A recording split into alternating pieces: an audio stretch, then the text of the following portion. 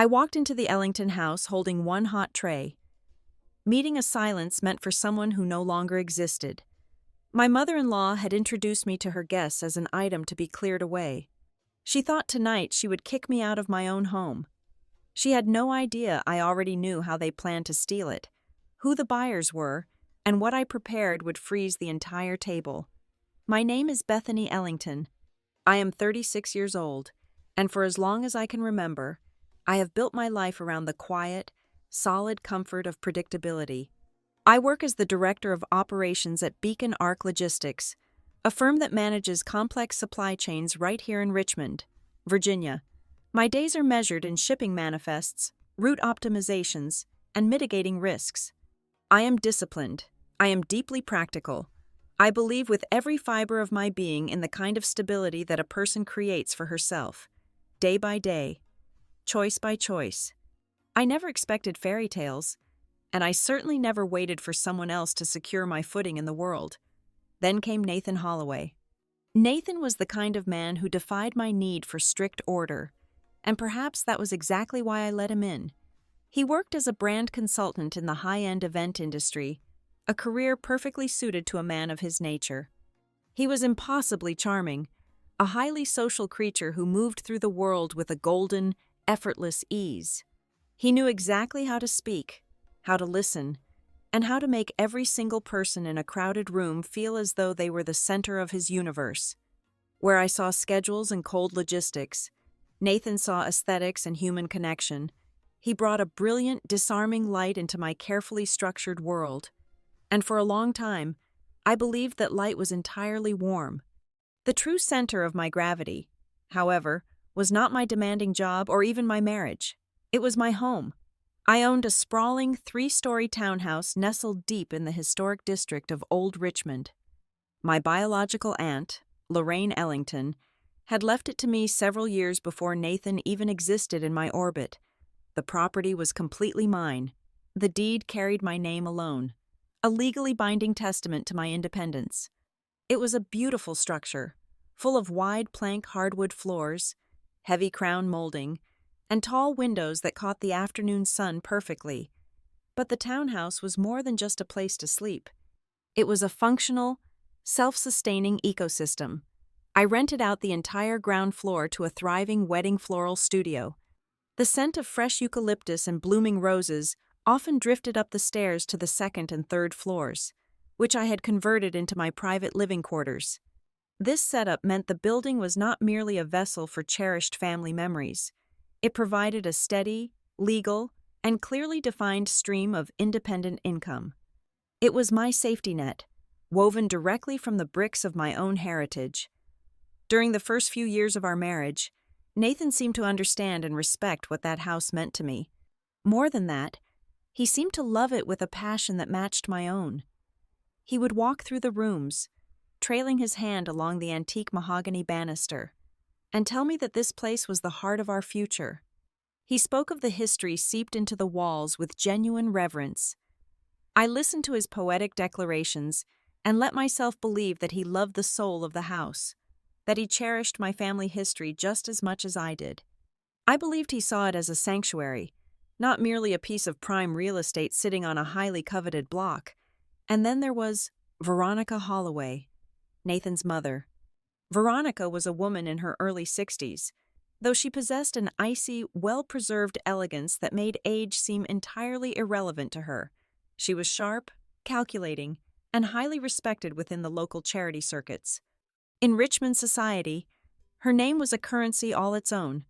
In her presence, I always felt a distinct, undeniable chill.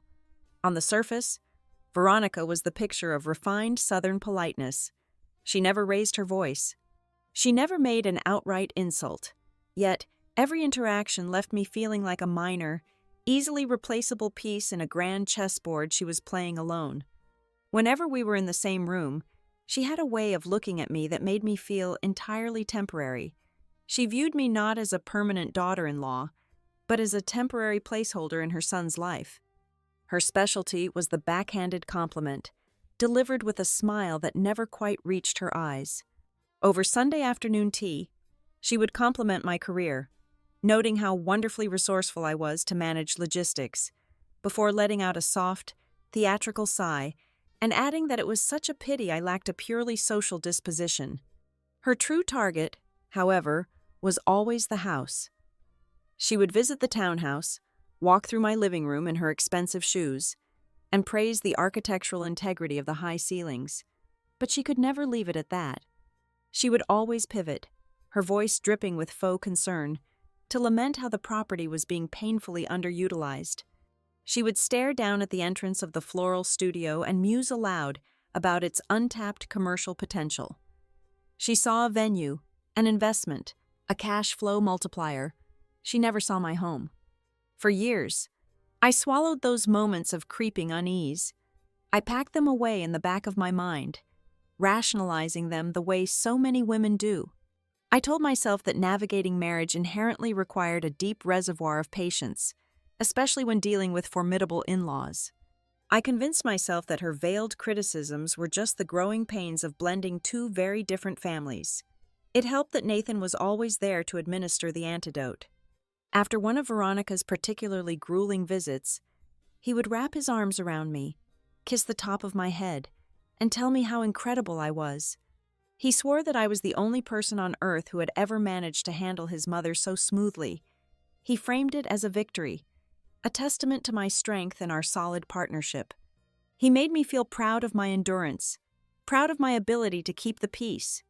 I was so focused on being the perfect, accommodating wife that I completely failed to notice the trap being slowly, meticulously built around the very foundation of my life. I thought I was preserving our peace, but I was merely giving them the time they needed to measure the dimensions of my sanctuary.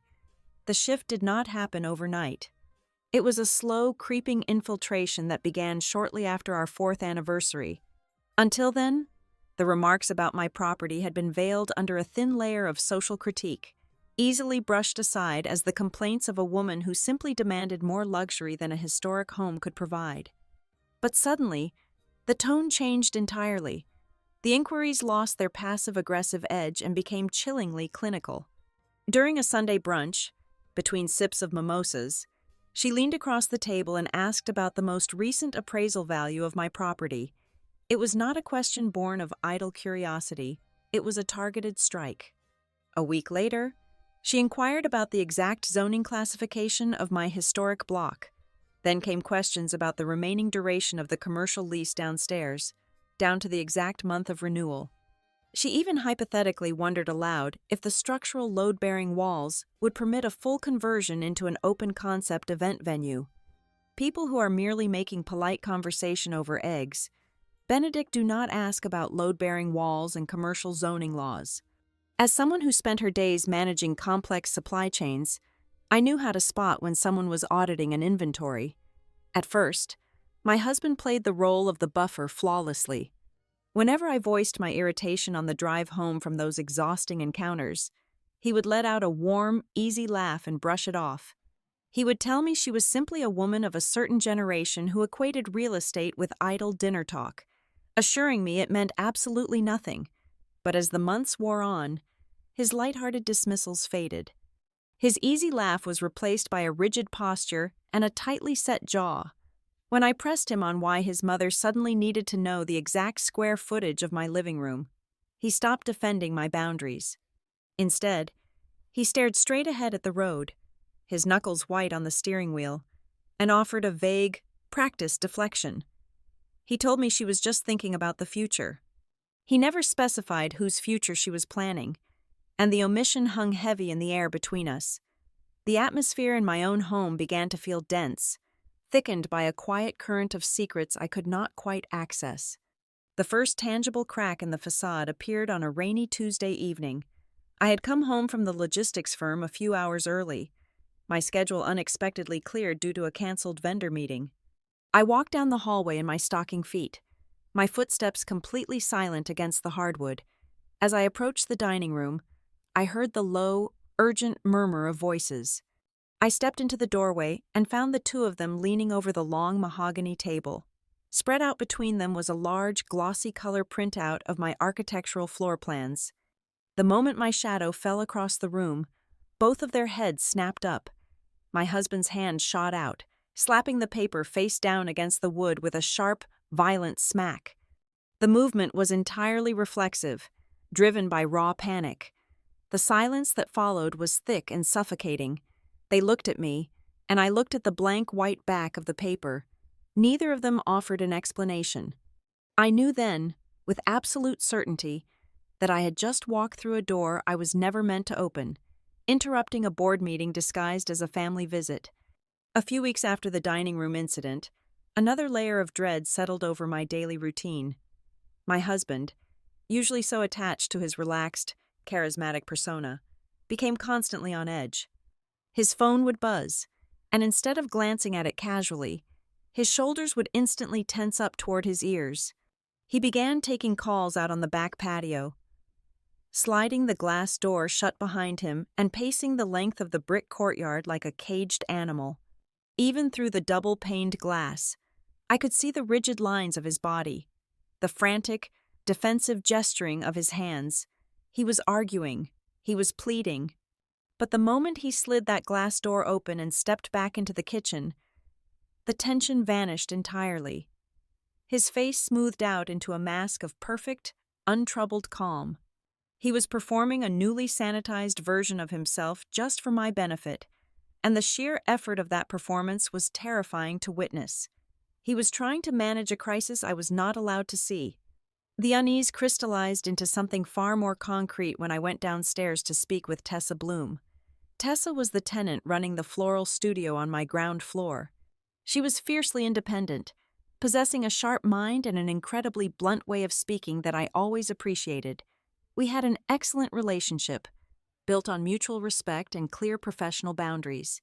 One afternoon, while trimming a massive bundle of white hydrangeas, she casually mentioned that my mother-in-law had dropped by the studio twice in the past week. Tessa paused her pruning shears and looked up at me with narrowed eyes. She noted that the older woman had not been looking at the flower arrangements or asking about wedding trends.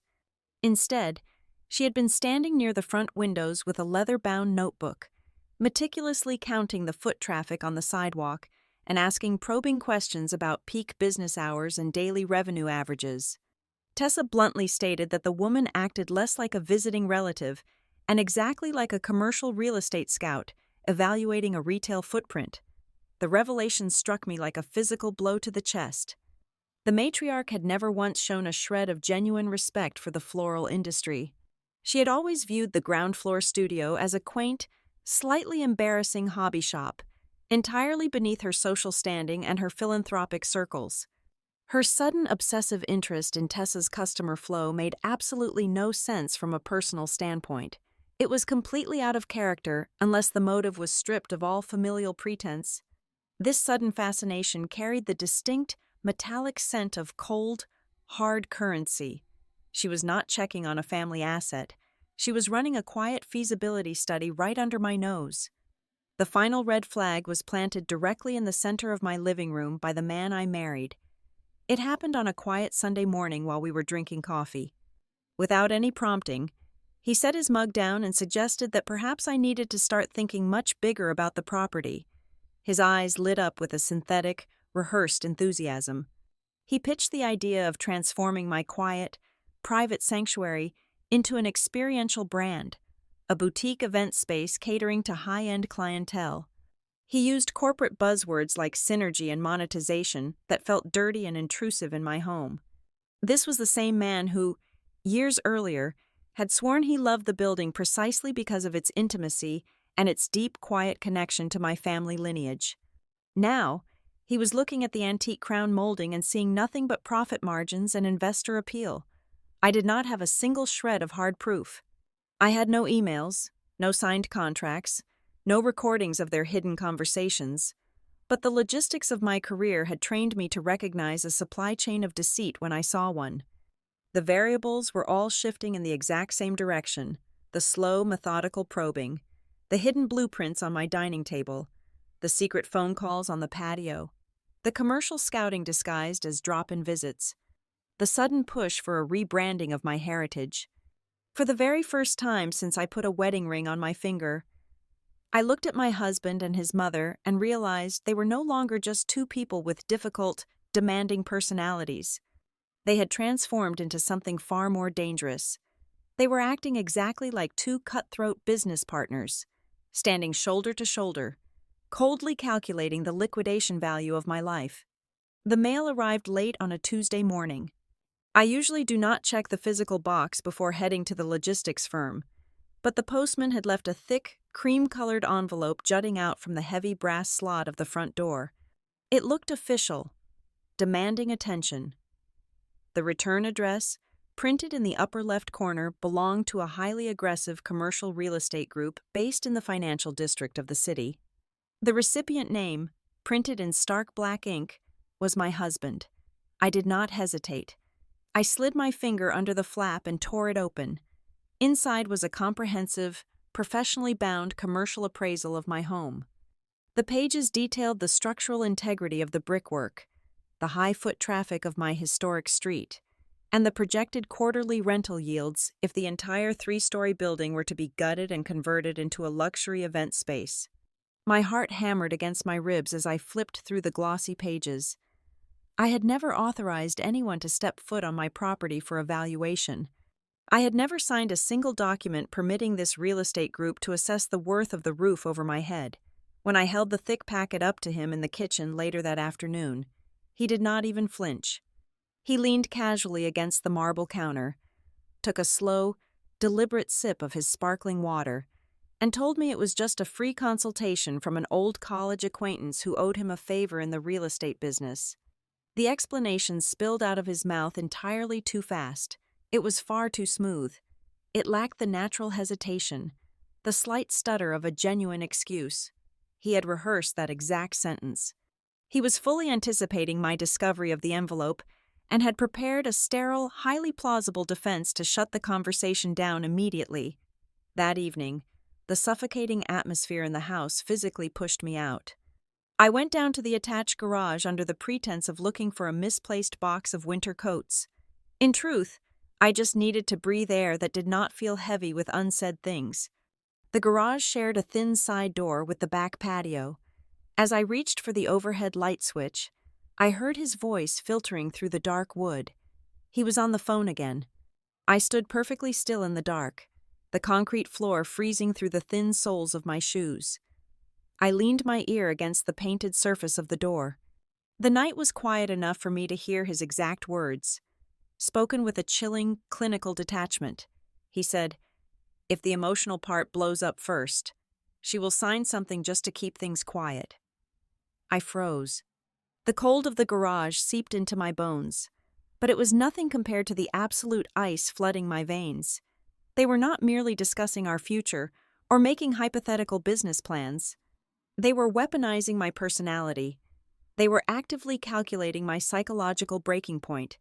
They were banking on the idea that if they manufactured a sudden, overwhelming emotional crisis, I would surrender my inheritance simply to escape the public chaos. They intended to use my deep-seated need for order and peace as a legal crowbar to pry my home from my hands. I did not burst through the patio door. I did not scream or demand an explanation. I turned around, walked silently up the stairs to my home office, and locked the solid oak door behind me. I woke up my laptop and opened our shared network drive. I spent the next 3 hours methodically digging through digital correspondence, insurance updates, and property tax filings, operating with the cold, mechanical precision of an auditor.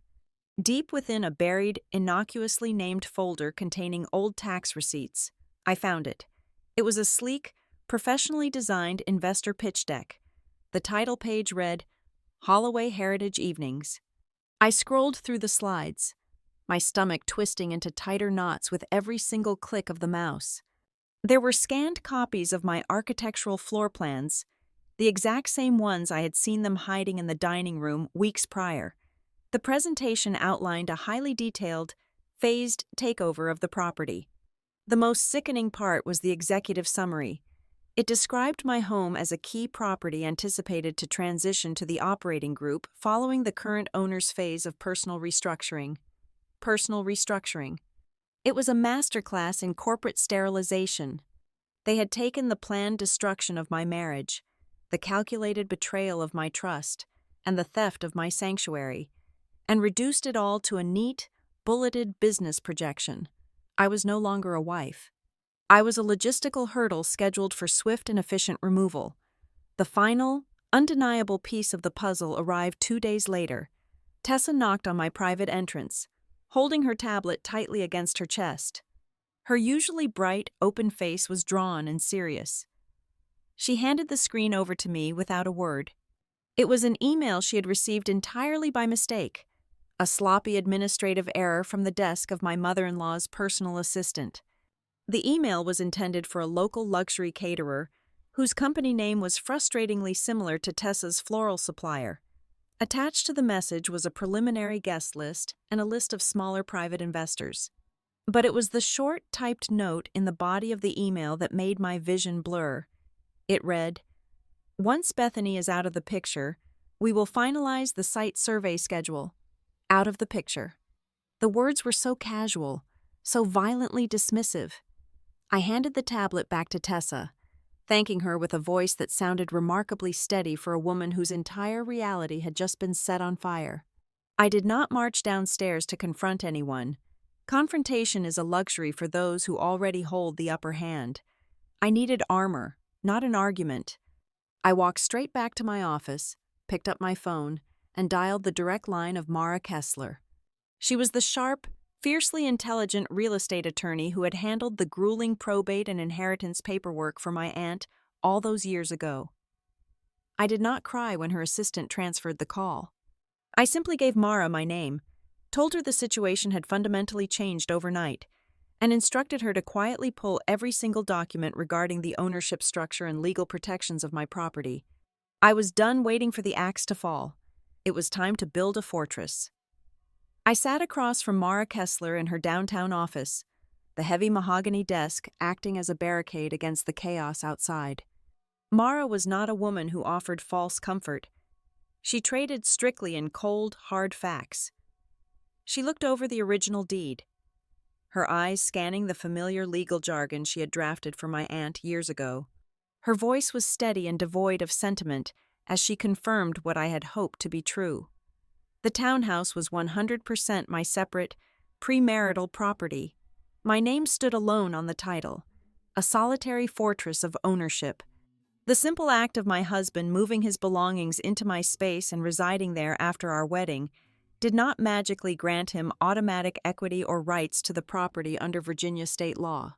It was a relief, but a brief one, because Mara was far too experienced to let me relax. She leaned forward, her expression tightening into a grim line, and delivered the warning. She explained that the law had gray areas, specifically designed for spouses who claimed to have increased the value of a separate asset. She told me that if there were any records of him seeking reimbursement for renovations, any drafted notes acknowledging a capital contribution on his part, or worse, some obscure post-nuptial agreement I might have signed in a moment of engineered pressure or emotional distress, he could use them as leverage. Even weak, circumstantial evidence could be weaponized to drag me into a prolonged, agonizing civil dispute. They would not need to win outright to destroy me. They only needed to tie up the property in litigation for years until the legal fees forced me to surrender. That was their angle. They were going to manufacture a claim of contribution.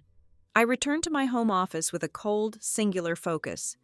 I bypassed the obvious folders on our shared network drive and dug deep into the system files of the laptop we kept in the study. My background in supply chain logistics had taught me that people always leave a digital paper trail, especially when they are sloppy with arrogance. Buried inside an archived folder labeled with a mundane tax year, I found a draft document that made the blood roar in my ears. It was an operating agreement for a newly formed limited liability company. The name printed at the top was Holloway House Collective.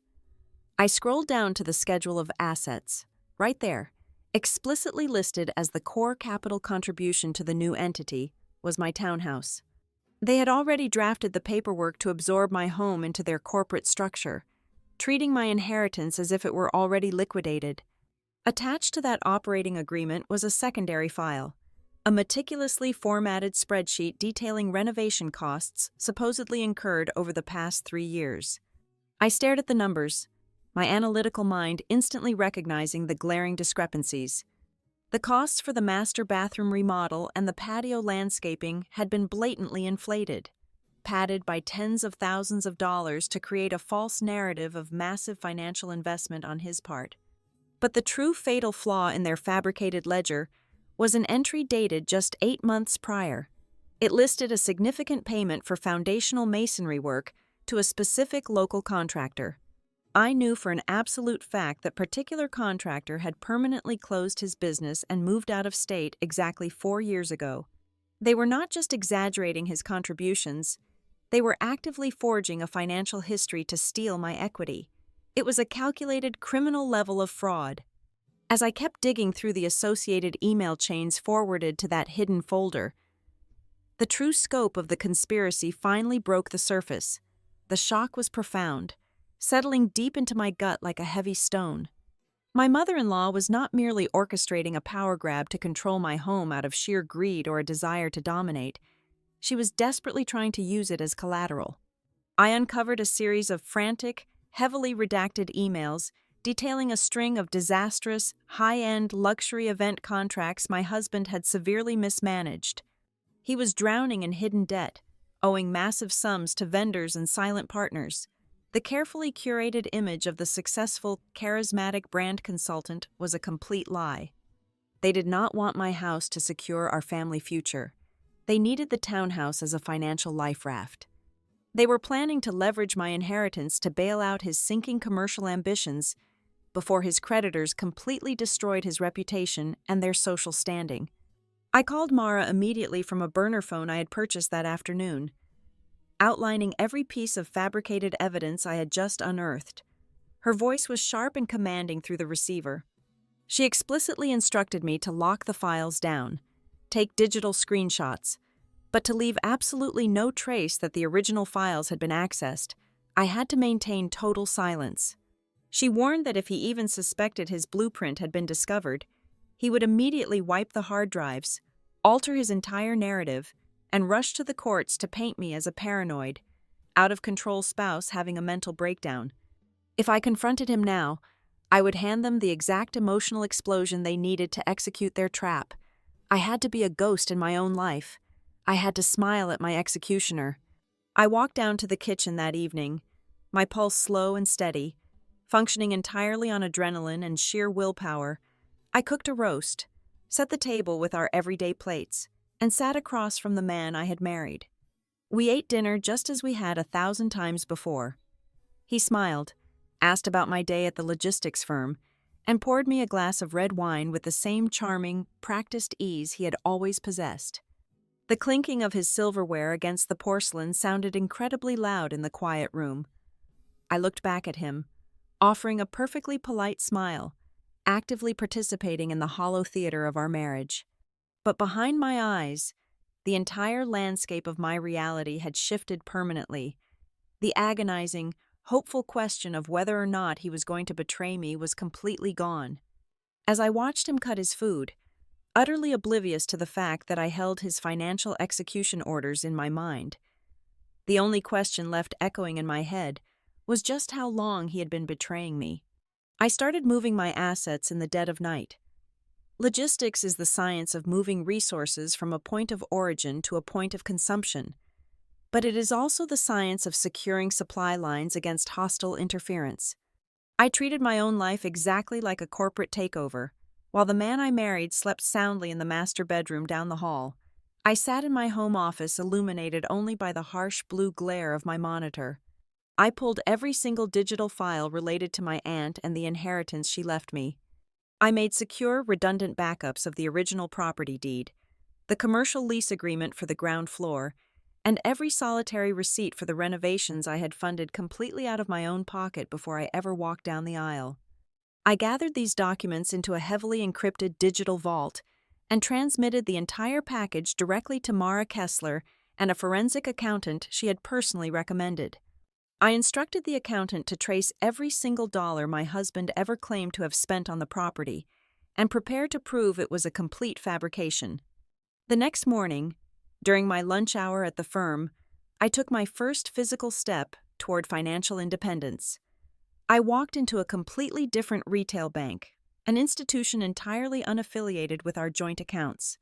I sat down with a personal banker and opened a brand new account in my name only. I immediately drafted a formal, legally binding notice to Tessa downstairs, redirecting all future commercial rent deposits away from our shared finances and into this new, protected stream. Then came the digital purge. I systematically changed every password, every security question, and every two-factor authentication protocol attached to my personal financial history. I was building a massive, invisible firewall around my life. While auditing my digital footprint, I checked the access logs for an old electronic signature software I previously used for remote supply chain approvals. My blood ran cold, settling into a heavy block of ice in my stomach. The access log showed a successful login from an unrecognized tablet device just 2 weeks prior.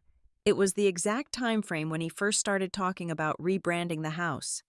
It was not concrete proof of outright forgery just yet, but the implication was deafening. He was testing the waters. He was actively trying to figure out how to generate legally binding consent without my physical presence or knowledge. He wanted to see if he could sign my house away while I was sitting at my desk across town. I needed physical backup, so I called the one man who understood the value of quiet, methodical preparation. My father, Daniel Ellington, is a man of incredibly few words and zero tolerance for drama. He does not panic. He observes, he plans, and he executes. He drove down to Richmond on a gray Saturday afternoon, parking his truck quietly in the back alley. He did not ask for a dramatic, tearful retelling of the betrayal. He simply walked through the back door carrying a heavy-duty combination safe and a high-resolution camera. Together, we moved through the townhouse like ghosts. We cataloged every single piece of Ellington family history. We photographed the antique silver, the original oil paintings, and the vintage jewelry my aunt had left behind. We logged their condition and their provenance, sealing the most valuable and legally significant items inside the heavy steel safe, which my father methodically bolted directly to the floorboards of my closet. Having my father there, solid and completely unfazed by the impending storm, anchored me. We were securing the perimeter, ensuring that when the explosion happened, my true heritage would remain untouched. Meanwhile, the enemy camp was shifting its tactics. My mother-in-law suddenly adopted an aggressively cheerful, suffocatingly warm demeanor.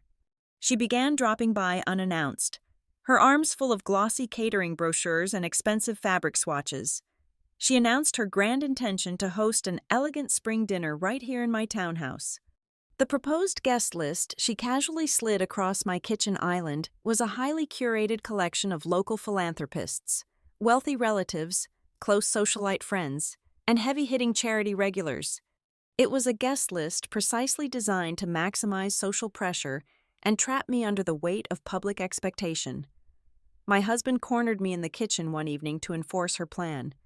He leaned against the marble counter with that trademark, effortless charm that now made my stomach physically turn. He urged me to embrace the dinner party, gently placing his hand over mine. He told me it would be a wonderful opportunity for the entire community to see that our family was still completely united. The words tasted like ash in my mouth.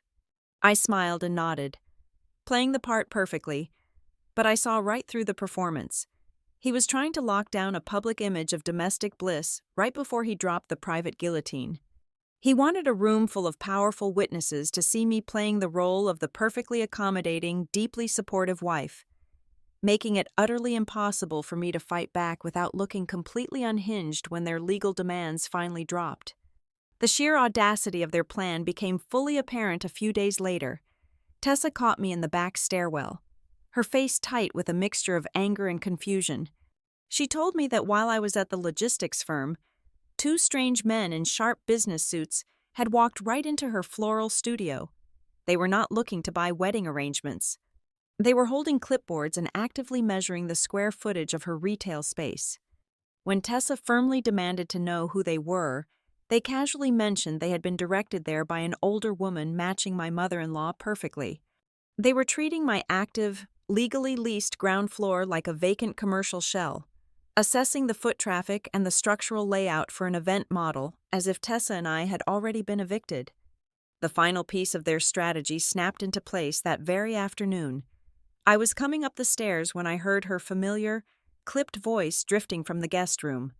She was on a phone call with one of her high society friends. I stopped dead on the landing, holding my breath and pressing my back against the wall.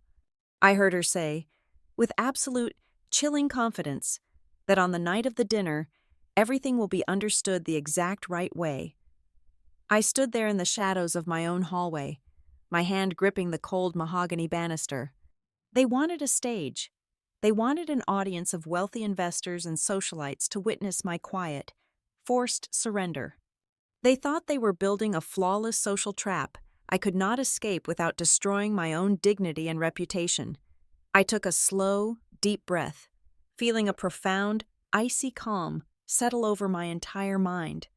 The panic was gone, replaced by the thrilling, electric surge of total control. I decided right then and there that I would not cancel the caterers. I would not object to the guest list. I would let the dinner party happen exactly as they had meticulously planned. I would give them their stage, their audience, and their perfect spring evening. But they had absolutely no idea that I was already writing the final act, and I was going to turn their beautiful, carefully constructed trap into a complete collapse. The guest list for the upcoming spring dinner was a masterpiece of social engineering.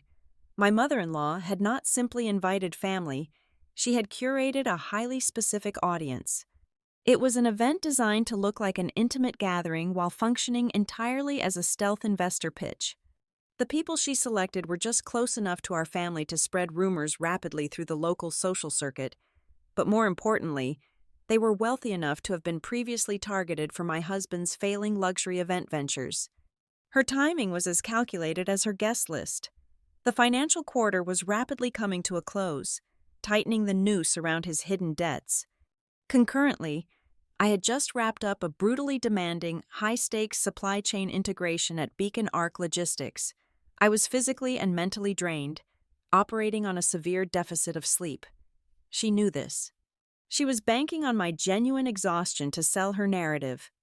When the hammer dropped, everyone in that room would look at my tired eyes and quiet demeanor and easily believe that I was simply too burnt out to fight for my marriage, let alone my home. I learned the exact narrative she was spinning thanks to another careless administrative error.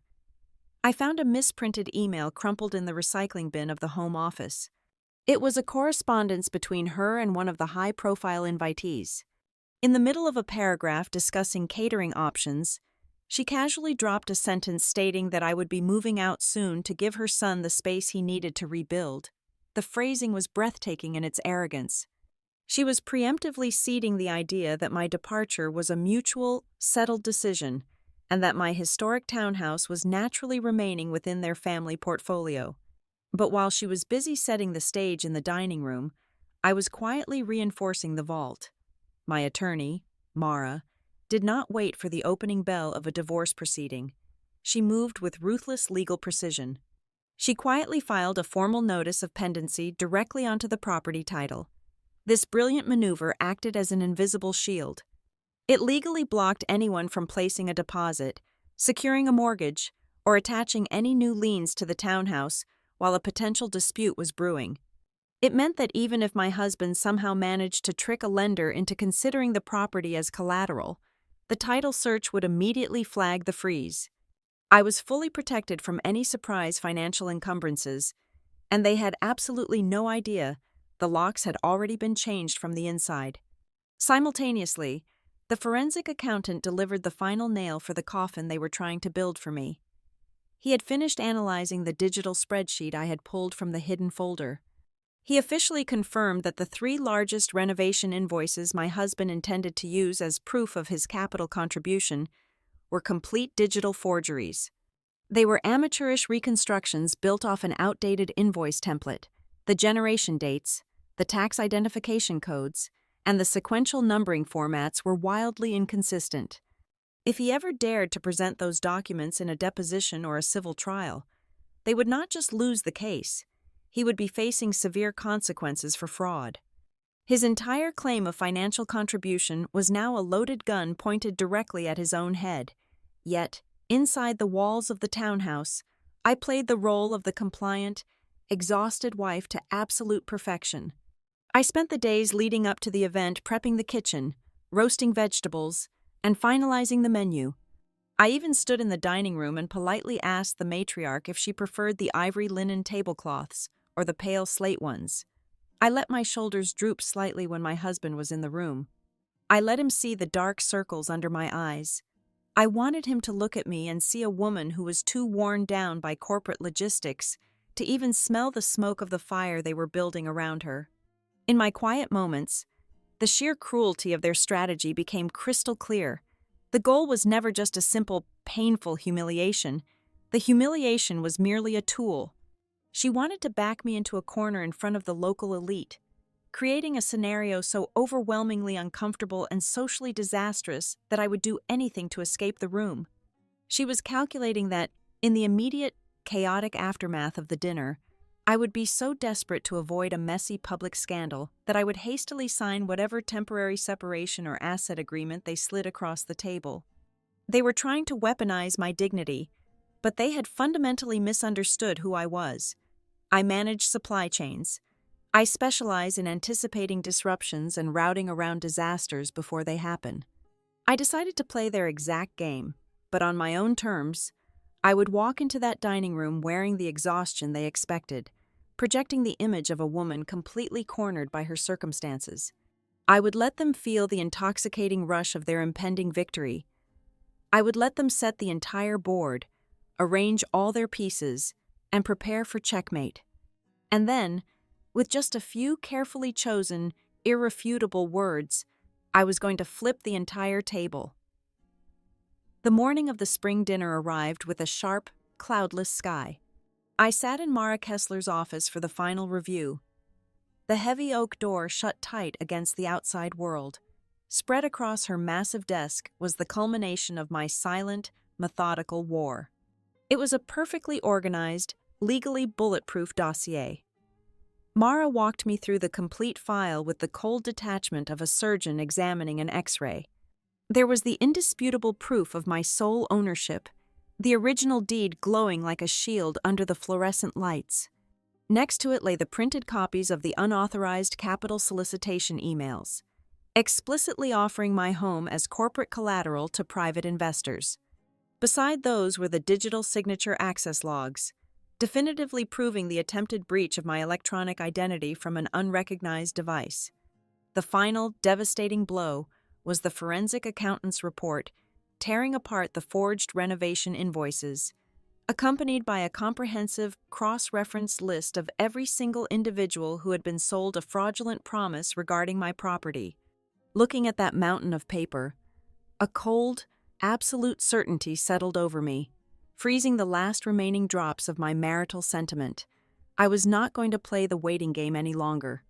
The original plan designed by my mother-in-law relied entirely on her son initiating the legal strike on his precise timeline, maximizing my shock, my vulnerability, and my public humiliation.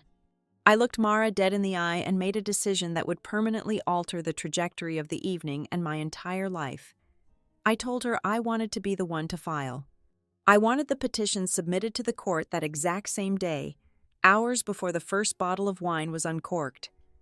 Mara nodded, a tight, predatory smile forming on her lips. We drafted the divorce petition right then and there, operating in absolute secrecy. It was not a standard, boilerplate filing meant for an amicable separation. It was a highly customized, targeted legal weapon. The document included an ironclad demand for the total protection of my separate premarital property, specifically citing the townhouse. More importantly, we embedded a formal, aggressive request to document and financially penalize any intentional misrepresentation of my property ownership to third-party investors. It was a preemptive strike designed to dismantle their entire fraudulent enterprise before they could even pitch it over appetizers. The timing of the delivery had to be utterly flawless. I did not want him served in the morning, which would give him hours to strategize, destroy evidence, or collaborate with his mother on a counter-narrative. I wanted maximum psychological disruption. Mara arranged for a highly discreet private process server to approach him at his temporary leased office space at exactly 4 o'clock in the afternoon, barely 2 hours before the first dinner guests were scheduled to arrive at my townhouse. My objective was surgically precise. I needed him to walk through my front door and sit down at that beautifully set dining table in a state of absolute, suffocating panic. I needed him trapped by the arrival of the caterers and the guests, leaving him with absolutely no time to pull his mother aside and confess that their entire blueprint had just been completely detonated. Back at the townhouse, I moved into the final, tactical phase of my preparation. I went into my home office, the room where I had built my career on logistical precision, and loaded heavy, cream-colored stationery into my printer. I prepared several thin, perfectly unmarked envelopes. Inside each one, I placed a highly specific, legally devastating excerpt tailored to the recipient. For the guests who had been illegally pitched my home as a viable investment opportunity, I included copies of the fraudulent solicitation emails directly alongside a certified copy of my property deed. For the guests who had been fed the arrogant narrative of my voluntary departure, I included documentation of the internal correspondence proving the malicious, calculated intent behind the lie. I sealed each envelope, running my thumb along the edges. My hands were completely steady. My pulse was slow and even. I was not walking into this ambush without a perimeter guard. My father, Daniel, arrived exactly 1 hour before the caterers began setting up the back patio. He did not ask for an emotional debriefing. He did not say a single word about the impending confrontation. He simply walked in, took off his coat, and took a seat in the heavy leather armchair in the den. He was a quiet, immovable mountain of support. He was not there to yell, threaten, or intervene in the initial social shockwave.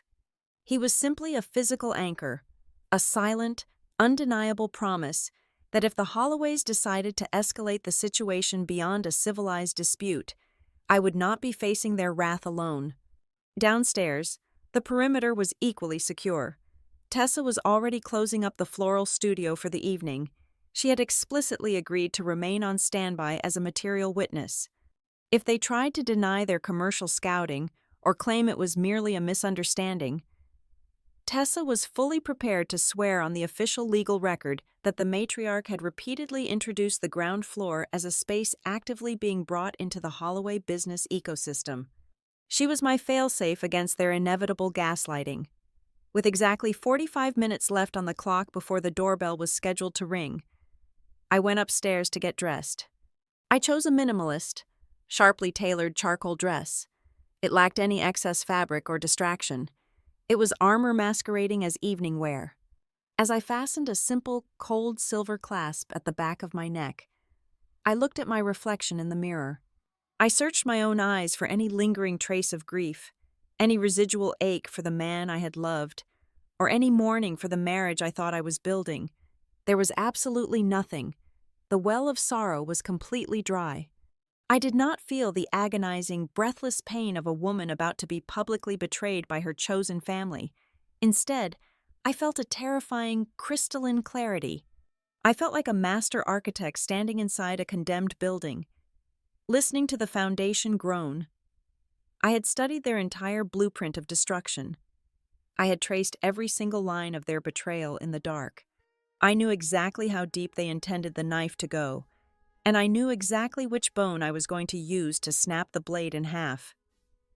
The doorbell began its relentless chiming at exactly 7 o'clock in the evening. The guests flowed into my hallway, a perfectly curated cast of characters chosen for the theater my mother-in-law had so meticulously engineered. There were her usual charity board members, draped in expensive silk and armed with polite, vacant smiles. There was a wealthy, older couple I recognized immediately from a previous winter gala. The exact people my husband had been desperately courting for seed capital over the past year. His paternal aunt arrived wearing far too much heavy perfume, followed closely by a handful of established Richmond socialites who fed on local drama. Hovering near the back of the group, Looking entirely out of place among the family members were two unfamiliar men in sharply tailored, dark suits. They exuded the distinct, predatory energy of private finance. They were not here to enjoy a spring dinner or admire the roasted lamb. They were here to inspect a physical asset. My husband walked through the front door a few minutes after the main crowd had gathered in the living room. The effortless, golden charm he usually wore like a second skin was completely gone. His face was the color of old, dry parchment. A faint sheen of cold sweat gathered at his temples, catching the light of the chandelier. I watched him from the edge of the room. Our eyes met for a fraction of a second, and in that fleeting glance, I saw absolute, unadulterated terror. The private process server had executed his job flawlessly at 4 o'clock that afternoon. My husband was currently holding the legal blast radius in his mind, but the house was already swarming with high-net-worth individuals and busy caterers. He was physically trapped by the very audience his mother had assembled. He had absolutely no window of time to pull her into a quiet hallway and warn her that the ground beneath their feet had just opened up and swallowed them whole. Ignorant of her son's internal collapse, the matriarch was having the time of her life. She drifted through my home like a reigning queen inspecting her newly conquered territory. She glided seamlessly from group to group, offering a light touch on an elbow here, a conspiratorial lean there. She spoke in hushed, musical tones that practically forced her listeners to lean in closer to catch the exclusive insider news she was dispensing. She was laying the social groundwork, painting a beautiful picture of a graceful family transition, where my departure was simply a natural, mutual evolution of their business empire. I watched her stand by the fireplace, pointing out the architectural details of my ceiling to the two finance men, her smile bright and fiercely predatory. I retreated to the kitchen as the catering staff began plating the main course. The heavy wooden swinging door muted the polite chatter from the dining room. I stood by the stainless steel island, placing my hands flat against the cool metal, regulating my breathing into a slow, steady rhythm. Then, the ambient noise from the dining room abruptly ceased. It was replaced by the sharp, clear ringing of a silver utensil tapping rhythmically against a crystal wine glass. I stepped slightly closer to the door, pressing my weight against the wood. Her voice carried beautifully through the silent house, dripping with a honeyed, theatrical warmth that barely concealed the venom underneath. She welcomed everyone, thanking them profusely for coming to celebrate the shifting seasons of life. And then, she delivered the line she had likely practiced in the mirror for weeks. She said, "Meet my daughter-in-law." She let a heavy, dramatic pause hang in the air before delivering the punchline. "Not for long. My son is filing for divorce." The silence that followed was a physical entity. It was heavy, suffocating, and utterly electric. It was the specific, breathless quiet of wealthy people who had just been invited to witness a brutal, bloodless execution and were thrilled they did not have to pay for a ticket. I could feel the collective intake of breath vibrating through the floorboards. The room was vibrating with a mix of polite shock and malicious enjoyment. They were waiting for me. They were waiting for the shattered wife to rush out in a flood of tears, or perhaps to throw a plate against the wall, providing the exact hysterical reaction needed to justify my swift and permanent removal from the premises. I picked up the large silver tray carrying the plated main courses. It was hot, heavy, and incredibly grounding. I pushed open the swinging door with my shoulder and stepped directly into the glaring spotlight of their expectations. Every single eye in the room snapped toward me. I walked the entire length of the long dining table with slow, deliberate, measured steps. I did not run. I did not look down at the floor. I reached the head of the table where she stood, her crystal glass still raised in the air. A look of magnificent triumph frozen on her perfectly manicured face. I set the heavy silver tray down on the polished mahogany wood. The quiet thud resonated like a drumbeat through the silent room. I turned to face her directly, leveling my gaze with hers. My voice was incredibly calm, dropping the temperature of the room by 10 degrees. I told her that it was a beautifully delivered toast, but she had gotten one crucial detail entirely wrong. I kept my eyes locked onto hers, as the edges of her victorious smile began to tremble and falter. I announced, clearly and without a single tremor in my voice, that her son was not the one filing first. I informed the entire room, projecting my voice so the men in the back could hear every syllable, that the divorce papers had already been filed with the court this afternoon. By me. I let the words hang in the air, watching the blood drain completely from her face, leaving her looking hollow and aged. Then, I turned my attention away from her and addressed the rest of the table. I stated unequivocally that any promises made tonight, or any other night, suggesting that this historic townhouse would ever fall under the control or ownership of the Holloway family were legally false and entirely fraudulent. The dining room was absolutely paralyzed. My husband was sitting halfway down the table, gripping the edge of the wood so hard his knuckles were bone white, staring straight ahead at nothing. I reached into the deep pocket of my tailored blazer and pulled out the crisp, white envelopes I had prepared earlier that day. I walked purposefully toward the other end of the table and stopped directly behind the chairs of the two finance men and the wealthy older couple. I placed the envelopes onto the table in front of them with a soft, definitive slide across the linen tablecloth. I looked down at the investors, my expression entirely unreadable and completely detached. I advised them that if they had been invited here tonight to participate in any upcoming commercial project that used my residential address as its foundational asset, they needed to open those envelopes and read the legal documents inside very carefully before they poured one single dime of their money into a sinking ship. The atmosphere in the dining room shattered the instant the envelopes hit the linen tablecloth. It did not dissolve gracefully. It violently fractured. The older finance man, seated near the end of the long table, did not wait for permission or offer a polite excuse. He picked up the heavy cream paper, tore the sealed flap open with his thumb, and pulled out the legal copies. Beside him, one of the charity board members physically pushed her chair back, the wooden legs scraping harshly against the hardwood floor. She stood up abruptly, her face flushed with sudden, sharp embarrassment, her napkin falling forgotten to the rug. My husband finally unfroze. He lunged forward from his seat, his hands raised in a frantic, placating gesture, his voice cracking as he tried to talk over the rapidly rising murmur of the room. I shifted my gaze back to my mother-in-law. The victorious, honeyed warmth had entirely evaporated from her features. She was practically vibrating with a pale, white-hot rage, her manicured fingers gripping the edge of the mahogany table so tightly her knuckles looked like polished bone. I did not scream. I did not shed a single tear or raise my voice above a steady, conversational volume. Hysteria is the currency of the guilty, and I had absolutely nothing to hide. I simply let my eyes sweep across the terrified faces of the gathered guests and stated, with absolute conviction, that anyone who had been dragged into a financial scheme centered around my property had been deliberately lied to regarding its legal ownership.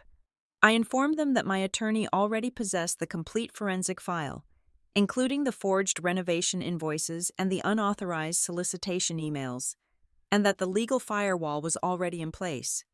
The matriarch desperately tried to seize control of the collapsing narrative. She forced a stiff, agonizing laugh, waving her hand through the air as if to physically brush my words away from the guests. She tried to assure the room, her voice trembling with barely suppressed fury, that this was merely an unfortunate, highly emotional family misunderstanding. She claimed I was under immense stress from my logistics job and was simply confused about our joint business ventures, but her desperate spin died instantly. The finance man holding my documents looked up, his eyes narrowing into cold slits. He dropped the paper onto his porcelain plate and stated, loudly enough for the entire room to hear, that the specific executive summary in his hand perfectly matched the unauthorized pitch deck he had been sent 2 weeks prior. The denial broke right there on the table. The illusion of the wealthy, benevolent family empire collapsed into a pile of fraudulent ash. I turned my back on the chaos and walked calmly into the kitchen. The heavy swinging door had barely settled before it was pushed open again. My husband stumbled in behind me. His face was a mask of sheer panic. He grabbed the edge of the stainless steel island, Gasping for air as if he had been running a marathon, he started babbling, pouring out a pathetic mixture of frantic apologies and desperate justifications. He swore to me that he only ever intended to use the property as collateral for a short-term bridge loan. He claimed he was drowning in hidden debt and thought he could quietly fix everything before I ever found out. He swore, with tears welling in his eyes, that he had no idea his mother was going to take it this far, that he never authorized her to stand up in front of those people and announce I was being thrown out of my own home. I stood perfectly still, watching him unravel, and the most profound, agonizing truth finally settled into my bones. He was not a helpless victim of his mother's ruthless ambition. He was not a man manipulated into a corner. He was simply a coward. He lacked the spine to execute the brutal theft himself. So he had willingly handed the knife to the matriarch, letting her do the dirty work while he kept his hands clean and played the role of the distressed, innocent son. He had sold my sanctuary to save his ego, and he wanted me to comfort him for doing it.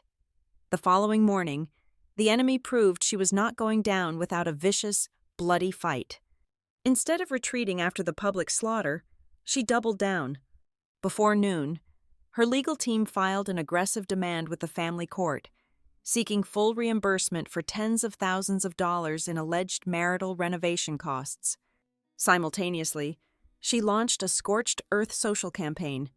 She activated her entire network of charity boards and country club friends, spreading the venomous rumor that I was deeply unbalanced, aggressively selfish, and actively trying to destroy her son's promising career out of sheer, unprovoked malice. She wanted to isolate me, painting me as the villain in her carefully constructed tragedy, but the true depths of their depravity were revealed 48 hours later. The ultimate twist arrived in the form of a digital file sent directly to my attorney. It came from my husband's former business partner, a man who had recently been burned by their chaotic financial mismanagement and was eager to settle the score. The file contained a long, unredacted chain of emails between the matriarch and a predatory commercial lending firm. Reading those messages felt like looking directly into the abyss. The emails explicitly detailed a plan to attach a massive, high-interest commercial loan to my townhouse. The execution date for the loan was scheduled for the second week of May, precisely 5 days after the spring dinner party. But the most sickening part was the mandatory condition outlined by the lender. The funds would only be released upon confirmation of vacant possession. The email from my mother-in-law confidently assured the bank that the female owner would be permanently out of the home following the family dinner event. I sat in my home office, staring at the screen, a cold sweat breaking out across my neck as the sheer, terrifying reality of their timeline washed over me. If I had been even 3 days slower, if I had waited for him to file, if I had played the role of the exhausted, accommodating wife for just one more week, they would not have merely humiliated me over roasted lamb. They would have used the orchestrated shock and the overwhelming social collapse of that dinner to emotionally break me. They planned to drag me into a room the very next morning, while I was still suffocating from the public betrayal, and force me to sign away my legal rights under the guise of a quiet, dignified exit. They were going to steal my home before I even had the chance to catch my breath. The emergency civil hearing and the subsequent property settlement negotiations did not resemble a dramatic courtroom movie. It was a cold, surgical dismantling of a fraud, conducted in a sterile conference room with heavy oak tables. My attorney, Mara, did not raise her voice once. She simply slid the complete chain of evidence across the polished wood. She laid down the crystal-clear inheritance records, followed by the printed copies of the unauthorized capital solicitation emails. Next came the digital security logs, proving the attempted breach of my electronic signature, and the thick packet of completely fabricated renovation invoices. To seal the perimeter, she presented a sworn affidavit from Tessa, explicitly detailing how my mother-in-law had repeatedly toured the floral studio and introduced the ground floor to strangers as a commercial space actively being brought under the Holloway operational umbrella. Then, our forensic accountant took the floor to systematically butcher my husband's financial claims. He proved, dollar for dollar, that the massive renovation investments my husband claimed to have made were entirely fictitious. The real expenses had been paid exclusively from my separate, premarital banking accounts. The inflated charges he tried to claim were exposed as absolute phantoms. The fatal strike came when Mara produced a formal sworn statement from a local masonry contractor. The contractor unequivocally confirmed that his company name and tax identification number had been fraudulently slapped onto a document his office had never issued, for work they had never performed, exactly 4 years after they had permanently closed their doors. But the absolute, undeniable checkmate came from an entirely unexpected source. One of the high-net-worth guests who had attended the spring dinner party, the older finance man who had opened my envelope at the table, had absolutely no intention of being dragged into a federal fraud investigation. To legally distance himself from their toxic enterprise, he had voluntarily submitted a piece of physical evidence to Mara. It was a handwritten networking note passed to him by my mother-in-law earlier that month. Written in her distinct, elegant cursive was the exact phrase, "Vacant possession after the divorce dinner." That single strip of paper was the smoking gun. It obliterated any defense that the dinner was just a tragic social accident or a family misunderstanding. It proved, on the legal record, that the entire evening was a premeditated, highly calculated pressure tactic designed to force me out of my home. Faced with the terrifying reality of a deep, potentially criminal investigation into severe misrepresentation and bank fraud, my husband completely folded. The threat of facing federal lenders and angry private investors with forged documents broke whatever remained of his manufactured charm. He had absolutely no leverage left. Sitting across from me, looking pale and completely hollowed out, he picked up a black pen and signed a comprehensive, ironclad agreement. He formally renounced any and all legal or financial claims to my historic townhouse. Furthermore, he was legally bound to assume 100% of the crushing, hidden debt obligations generated by his disastrous luxury event business. He walked out of that conference room with nothing but the clothes on his back and a mountain of liabilities he could no longer hide. The matriarch did not fare any better in the aftermath.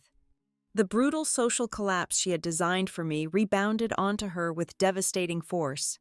After the internal email chains detailing her predatory lending schemes inevitably leaked through the Richmond social circuit, her carefully curated reputation disintegrated. She was quietly but firmly asked to step down from her highly prestigious position on the board of a major local cultural fund. The wealthy socialites and philanthropists, who had once viewed her as the ultimate symbol of class and elegance, now looked at her with thinly veiled disgust. They saw her exactly for what she was, a woman who had desperately tried to weaponize her own daughter-in-law's inherited sanctuary to bail out her son's catastrophic commercial ambitions. She was completely excommunicated from the very circles she had spent decades trying to rule. I did not win my freedom with a screaming match in the driveway or a flashy, cinematic display of revenge. I won because I refused to play their emotional game. I won by being infinitely more patient than they were, vastly more precise than they could ever be, and completely terrifyingly cold at the exact moment it mattered the most. I let them build their beautiful, arrogant trap, and then I simply gave them exactly what they needed to bring themselves down. When the dust finally settled, and the last piece of legal paperwork was officially filed, I went back to the business of living my actual life. I immediately drafted a long-term lease extension for Tessa, ensuring the ground floor would remain filled with the scent of fresh eucalyptus and blooming roses for years to come. I kept my townhouse. I hired a legitimate contractor to restore the back balcony exactly to my Aunt Lorraine's original architectural designs, erasing the last lingering traces of his presence. And I firmly, permanently rejected every single lucrative offer that came my way, suggesting I turn my beautiful home into a branded commercial experience. On the very first morning after the final settlement was signed, I stood completely alone in the center of the house that proudly carried the Ellington family name. The early sunlight streamed through the tall, historic windows, illuminating the wide plank hardwood floors. I walked over and pressed my bare hand flat against the cool, solid plaster of the old hallway wall. I felt the deep, quiet pulse of my own history beneath my palm. I realized then that Veronica Holloway had not simply failed in her arrogant, vicious attempt to kick me out of my own home. She had given me a profound gift. She had taught me the most valuable lesson of my entirely new life. She had taught me to never, ever let anyone walk into my life and try to rewrite the deed to my reality. Thank you so much for listening to my story today, and please leave a comment down below, letting me know where in the world you are tuning in from so we can interact and share our thoughts together. I would absolutely love it if you could subscribe to the Helena Revenge Stories channel, like this video, and support the channel by liking the video and sharing your thoughts in the comments so this story can be heard by even more people.